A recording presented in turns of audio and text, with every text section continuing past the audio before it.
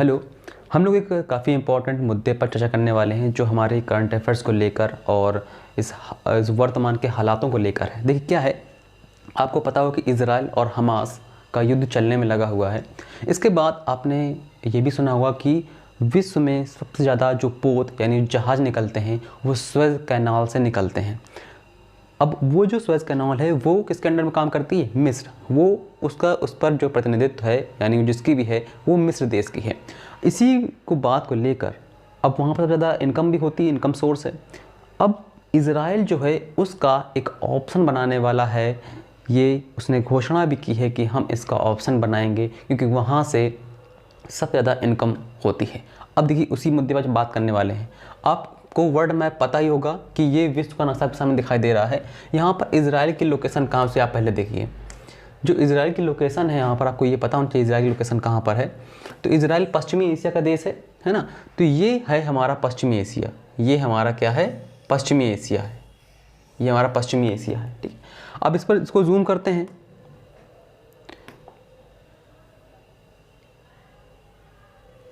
ये हम आ गए पश्चिमी एशिया में, ठीक है। अब यहाँ पर आपको दिखाई दे रहा होगा कि ये है इज़राइल, ये इज़राइल है, ये मिस्र देश है। ये मिस्र देश है, ग्रीन कलर जो दिखाई दे रहा है ये, ठीक है। ये है आपका रेड सी और ये है आपका मेडिटेरियन सी यानी भूमध्य सागर। और यहाँ से क्या बनाई गई है? स्वेज़ कैनाल, जहाँ से यूरोपीय लोग अपना माल लेकर एशिया में पहुँचते हैं और 7000 किलोमीटर दूरी की बचत करते हैं, ठीक है। क्योंकि पहले पूरा अफ्रीका घूम के जाना पड़ता था इन जहाज़ों को, तो अब क्या है 7000 किलोमीटर की दूरी को बचत करते हैं। अब इस इज़राइल है यहाँ पर। अब यहाँ पर खाड़ी है आपकी अकाबा की खाड़ी, उसे हम देखते हैं, मैप में देखते हैं।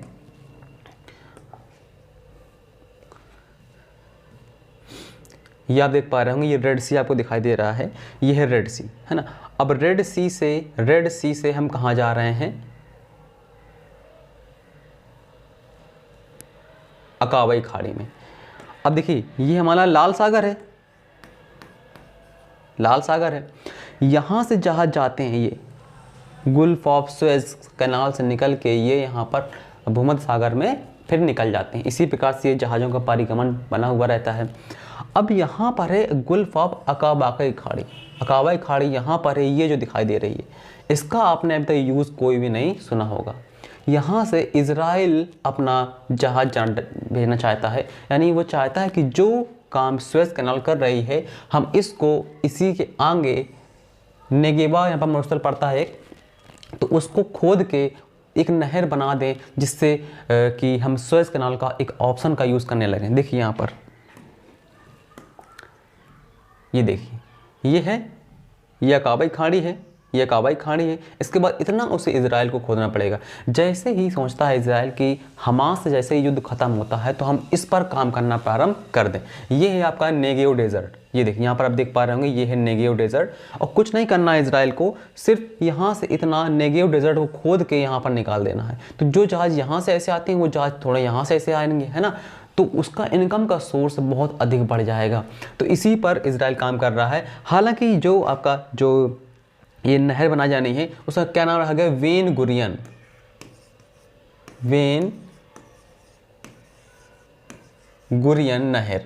यहाँ से बनाएगा इज़राइल वेन गुरियन नहर। यहाँ पर नेगेव डेजर्ट पड़ेगा और अकाबा की खाड़ी पड़ेगी। तो इन दोनों को जोड़कर इज़राइल वेन गुरियन नहर का निर्माण करेगा, जो कि एक ऑप्शन है हमारा किसका? स्वेज़ कैनाल का। और ये भी हो सकता है भविष्य में बहुत इनकम का सोर्स बढ़ा दे, है ना।